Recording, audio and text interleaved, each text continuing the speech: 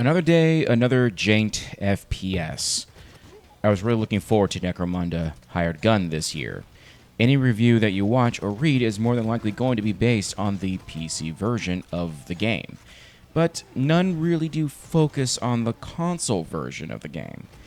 There's a reason for that.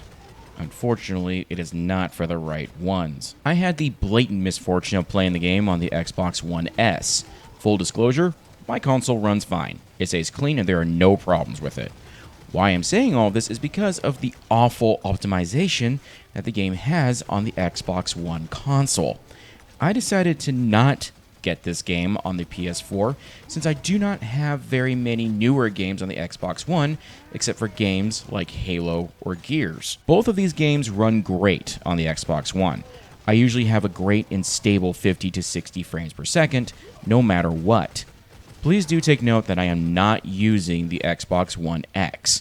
I am on a very strict budget and I cannot be spending my money on newer consoles and graphics cards all the time like most reviewers can because they are getting paid to do what they do.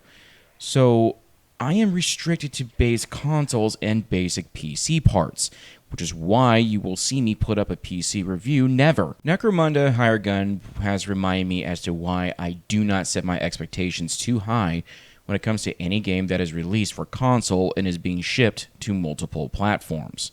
They usually come out janky and very much unfinished.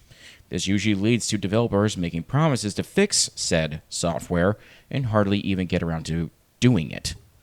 I mean, look at Cyberpunk. That's a prime example right there. And this is mostly due to developers not stress testing their products and not optimizing them for the consoles that they are advertising for. I may get some comments saying that I should upgrade my systems and get something that is better, then the game will run better. To that, I say no. If you advertise a product to be released on a platform, then it should work on that platform in a way that is acceptable, not in a janky mess like Hired Gun does. So without further delay, let's pick up those bounties, shoot all the things, and try not to shoot our own dog due to FPS lag. This is my review of Necromunda Hired Gun. At first glance, you are going to notice that the game has a good amount of polish put into its art style.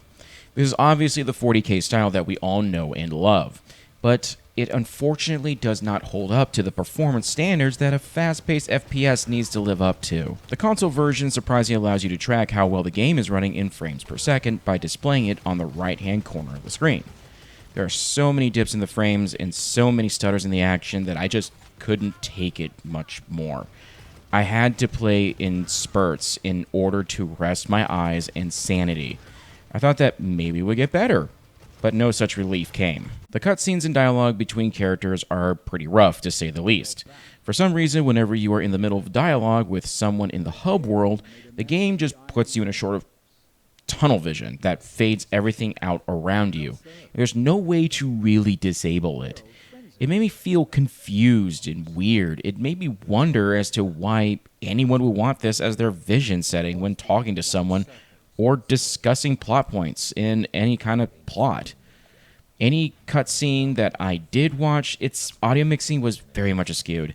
I could hear the ambience more than the dialogue most of the time, and the camera angles just didn't really make much sense to me. The only nice thing that I can say about the visuals besides it looking like 40K is that the particle effects and the gun models look really good. But I cannot enjoy them properly since the game stutters and lags constantly whenever I try to get a good look at them in action. It's very apparent that proper optimization was not made to keep the performance up. This is further enforced by me actually experiencing around 5 or 6 crashes and getting a message on the console saying that it has ran out of video memory and will now quit the game. Another thing that frustrated me was barely being able to read any of the text or make out how to utilize the UI whenever I tried to customize my guns.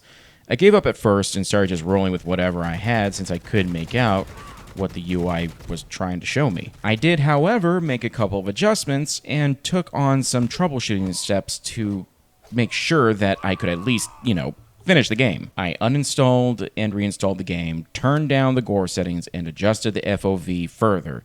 This made a slight improvement, but it didn't really help when it comes to larger engagements, making it nearly impossible to survive such encounters. In any first-person shooter, every second counts. Frequent major frame skips and drops can really throw you off, making the core gameplay loop almost unbearable. This is unfortunately the case with Hired Gun. This is one of those situations where hardly anything can be made out in the midst of action, and the frames drop so low that you cannot control your character properly. In a first-person shooter like this, any false move can be your downfall. Screen stuttering and frame rate lag basically make it to where you make false moves anyway. Watching the footage, I'm sure you can see what I'm talking about here. This is all captured on the Xbox itself, and you can see how low the frames keep dropping with each explosion and highly graphic shot, especially when I am using something like the bolter or the plasma cannon. I eventually settled for just using the autogun and the bolt pistol, since those cause the least amount of frame rate issues.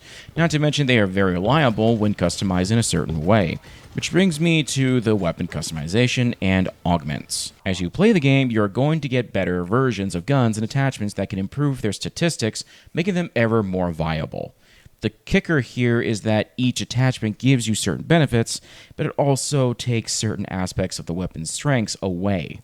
So if you want a stock that will improve stability, expect for your handling to be drawn back by a notch. You want a bigger clip, expect your stability to take a hit. You ultimately determine what it's worth those benefits, and the effects are very apparent when you fire the weapon, so it's not at all minute. Augments also play a vital role in your progress as a bounty hunter. The more abilities and improvements you have, the better. You definitely need to build yourself and your Mastiff up to be the most formidable force in the Underhive, so that way you can stay up to speed with everything that is thrown at you. And trust me, you do face quite a bit down there. You can also improve your Mastiff and make him very viable in combat. There really isn't any way to pick the wrong augments. You are really just improving upon what he is already good at. And the same kind of goes for you as well. You already start off with some pretty good abilities like wall running and auto healing whenever you take damage and inflict damage upon others quickly via Bloodborne. So any way you cut it, you're really maximizing your strengths to where your weaknesses don't really matter in a sense. The gameplay loop generally follows as such. You go to the hub area, you upgrade your bionics, your Mastiff, along with your guns, you choose a mission, buy some supplies, and then complete said mission. Rinse and repeat. You do have the option to take on side missions and replay past missions. These side missions give you access to different guns and more opportunities to upgrade your gear. So there is that. But most of these side missions just reflected more on how bad the optimization was, because these are generally bigger engagements. Considering all of this, I have to acknowledge that there is something genuinely good here. So much potential is just buried underneath all of these technical problems. It just depresses me. The main point of this was to create a more traditional, fast-paced first-person shooter that takes place in the Warhammer 40k universe. On console, it has barely given a chance to fly. No wonder every reviewer that I've seen do a review on this game has only done it for PC. They don't dare to touch the console version. They know how badly optimized it is.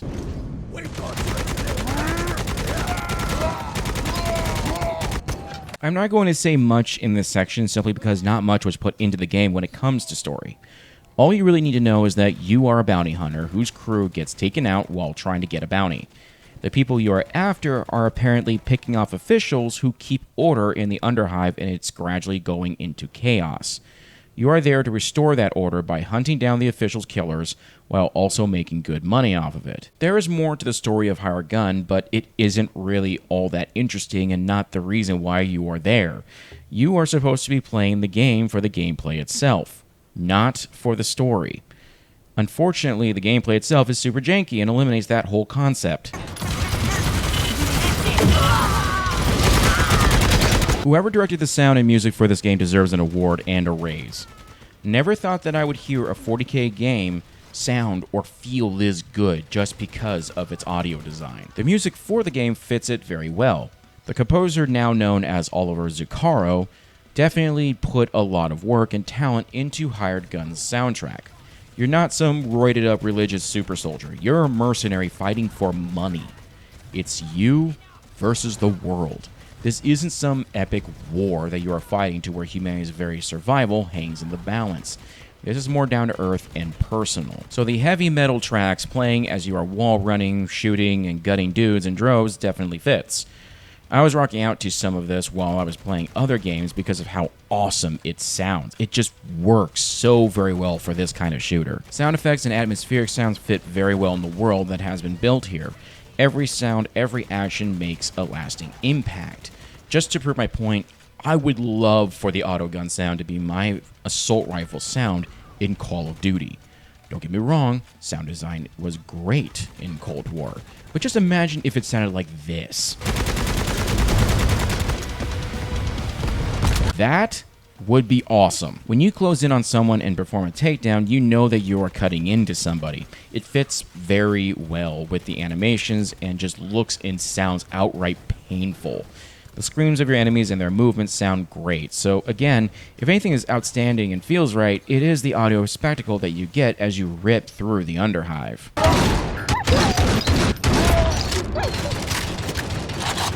I really do want to recommend Necromunda Hired Gun, but with how poorly optimized it is and the lackluster story, I have to recommend anyone to either just avoid it for now or wait for a huge sale. I bought this game for a discount price and I still have buyer's remorse. Like I said before, my expectations were low, but I wasn't expecting for the quality to be this low. I barely made it to the end of the campaign, and a lot of the reveals were just straight up dog water.